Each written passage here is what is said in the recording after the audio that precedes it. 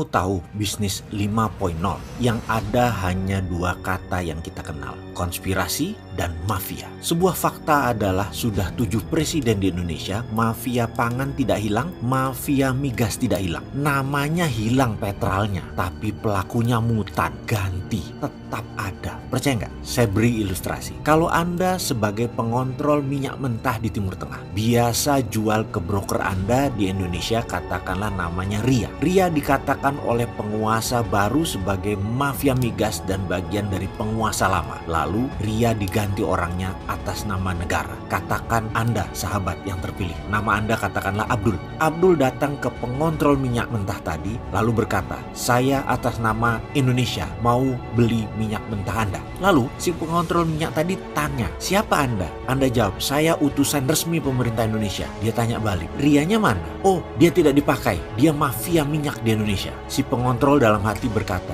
lah komisi saya siapa nanti yang bayarin? Biasanya ada di rekening Ria, sudah 10 tahun tinggal transfer. Ini orang polos bener, gak tahu kali ada komisi bisnis beginian. Kemudian si pengontrol minyak berkata, saya gak mau kalau gak pakai Ria. Oh, dia mafia minyak di Indonesia. Demikian Abdul berargumen. Si pengontrol minyak tadi diam saja, gak ada transaksi walaupun uang disodorkan. Si Abdul mulai pusing, stok minyak BBM Indonesia berkurang. Kalau setiap hari tidak masuk 800.000 barel, stok Indonesia kurang. Semakin lama bernegosiasi, semakin resikonya besar. Kesimpulan, cari minyak di negara lain deh. Itu yang ada di benaknya Abdul. Maka dia pulang ke Indonesia, dia cari sumber lain. Demikian penguasa baru berkata, kita tidak boleh kalah dengan mafia migas. Maka mulailah pakai sumber lain. Dengan bantuan Cina, dapat minyak mentah dari Afrika, lalu dikirim ke Indonesia. Ternyata tidak bisa di-refine, tidak bisa disuling karena mesin refinery Indonesia didesain khusus untuk spesifikasi minyak Timur Tengah. Dasar polos ya pejabat itu, gak ngerti bahwa semua ini ada triknya, ada pemainnya. Mutu BBM ya jadi turun, biaya jadi mahal pakai minyak dari Afrika. Kesimpulan, balik ke Arab lagi deh. Tapi si pengontrol minyak maunya sama Ria. Jadi kesimpulan bagaimana? Ya sudah, bawa lagi Rianya. Dan akhirnya ya Ria jadi broker lagi, namun nama baru dan tidak pakai nama lama sama sekali. $4 fee, bisa kesana kemari sekarang. Dan Abdul mulai sadar, oh begini mainnya. Ria itu gak bisa dihilangkan toh ternyata. Konspirasi ini masuk dalam shadow business dan ini adalah bisnis 5.0 atau bisnis 5.0 yang mencengkram hampir di semua negara. Inilah yang ada dalam buku Joseph S. Nye yang mengisahkan secara gamblang dengan nama Sharp Power yang dibayangkan oleh banyak negara, atau dalam bahasa bukunya dia ditulis State Sponsored Conspiration, sebuah tindakan kemafiaan disponsori oleh korporasi besar multinasional yang di belakangnya adalah pejabat negara. Sayangnya tersering negaranya yang dimainkan oleh pejabat licik itu, yang pejabatnya memperkaya diri sendiri tadi, pandai ngumpet di balik nama baik pemimpinnya. Sekali lagi, inilah bisnis 5.0. Jadi, wahai para pejabat, jangan naif-naif ya mengelola negara.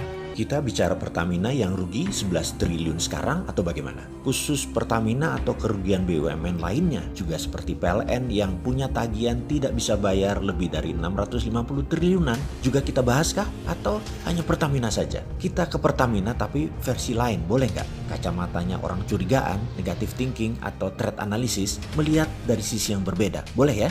Pertama, saya selalu curiga kalau ada sesuatu yang viral. Karena memang budget memviralkan disiapkan oleh pemerintah saat ini dengan dana yang besar. Jadi ketika ada yang viral, pasti otak saya bertanya, kenapa diviralkan? Terlepas yang memviralkan pro pemerintahan atau para oposisi, tetapi ada yang memviralkan atas sesuatu, saya curiga aja. Tema viralnya sederhana kali ini. Pertamina rugi 11 triliun yang katanya ada orang terbaik manajemennya yang seharusnya bisa lebih baik. Lalu ketika rugi begini, saya tidak langsung point finger, ini gara-gara Ahok, ini gara-gara Nike. Saya malah mikir jangan-jangan yang main di atas mereka. Kalau ternyata yang main di atas mereka, itu merupakan tantangan untuk kita bongkar. Namanya juga magic reveal. Kita membuka tabir monster ekonomi. Sesekali sok-sokan pamer sesuatu yang si Sontoloyo ini tahu. Bolehlah. Walau deso, kan kita sering bilang Sontoloyo ini wong bodoh ngaku pinter. Jadi ya kali ini ngaku pinter lagi deh. Setuju ya? Ini datanya. Data keuntungan Pertamina Hulu tahun 2019. Data dari Pepsi, Pertamina EP Cepu, $852 juta.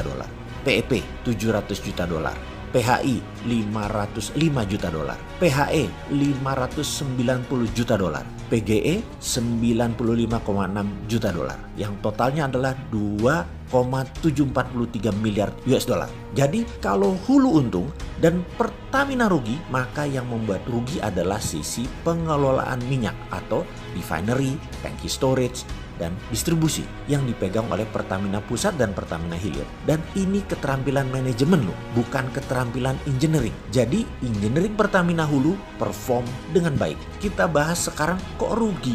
Rugi gaji kegedean kah? Rugi kelola minyaknya kah?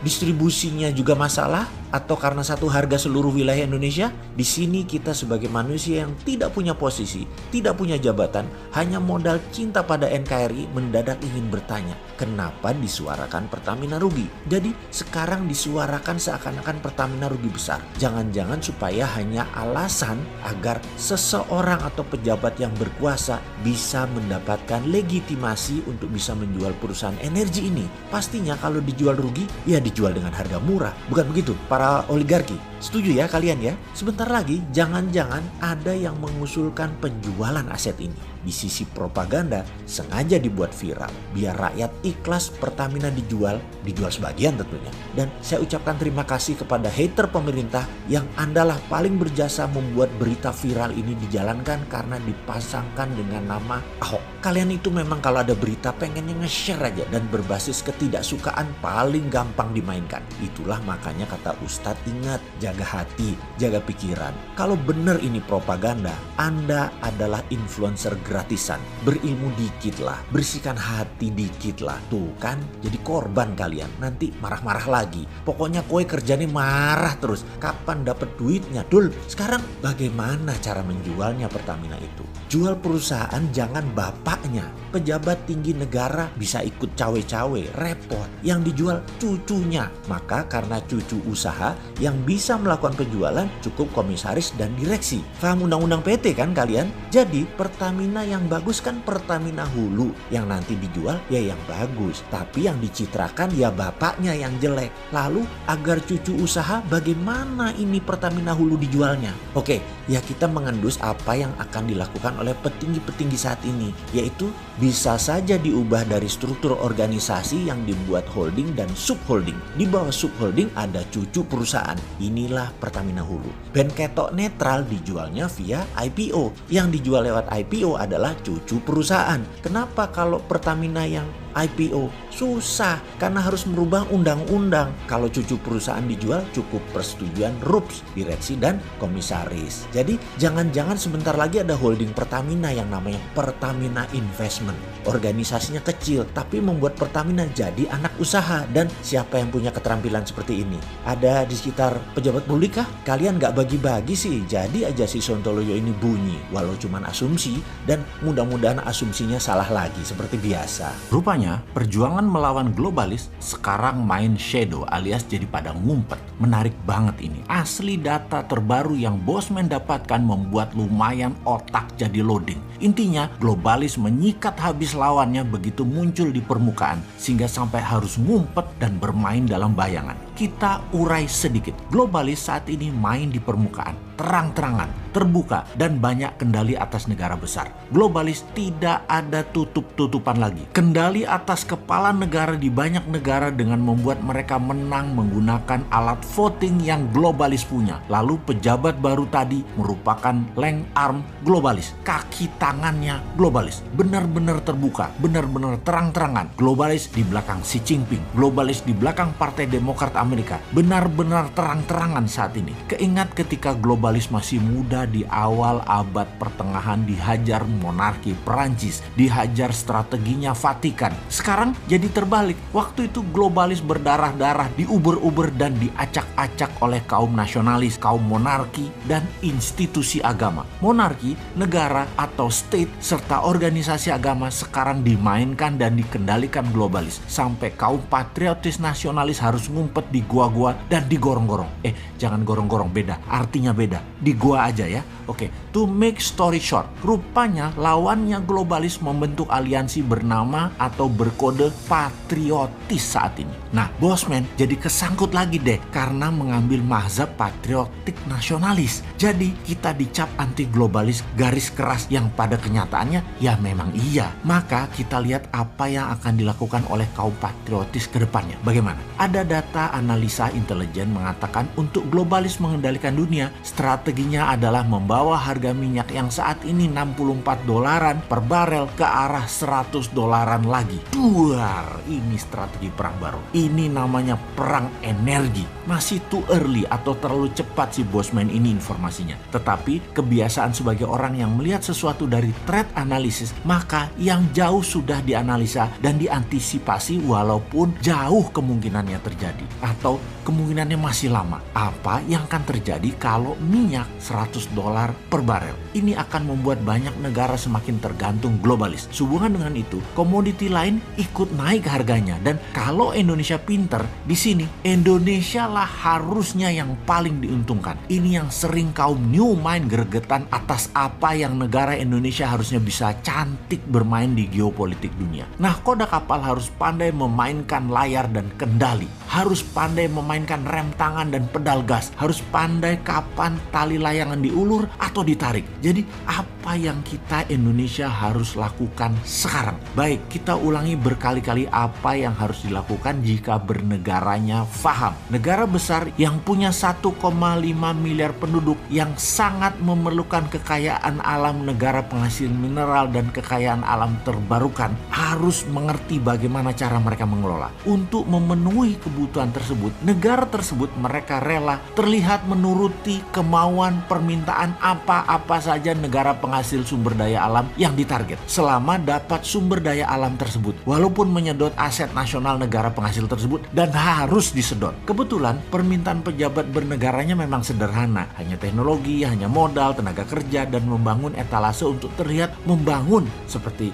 jalanan, jembatan, bangunan statis-statis deh yang kalau nggak dipakai ya rugi bandar dan mereka nggak peduli. Pokoknya mereka bangun aja permintaan yang terlihat keren tadi. Kalau permintaannya lebih elegan dan pintar, misalnya mintanya yang dinamis, yang bergerak. Misalnya, ya kamu dapat sumber alam Indonesia, tetapi masuk perairan Indonesia, kapal-kapal kamu bayar asuransi. Pasti nggak bakal disetujui permintaan tersebut. Atau kami Indonesia, kalau beli barang dari negara kamu pakai rupiah ya, nggak pakai uang negara kamu. Nah itu baru NKRI garis lurus pejabatnya. Tapi sudahlah, mereka sedang menikmati enaknya jabatan. Nggak apa-apa juga. Si Sontoloyo ini hanya sirik aja, sudah goblok, nggak paham, nggak punya jabatan. Ya minggir aja deh lu. Untuk itu apa sih ide Mardigunation dalam situasi begini? Yang harus dilakukan adalah setiap gram hasil tambang mineral jadi solid barangnya menjadi underlying rupiah. Kita harus memiliki bursa komoditi spot price. Rupiah emas, rupiah nikel, rupiah osmium, rupiah palladium,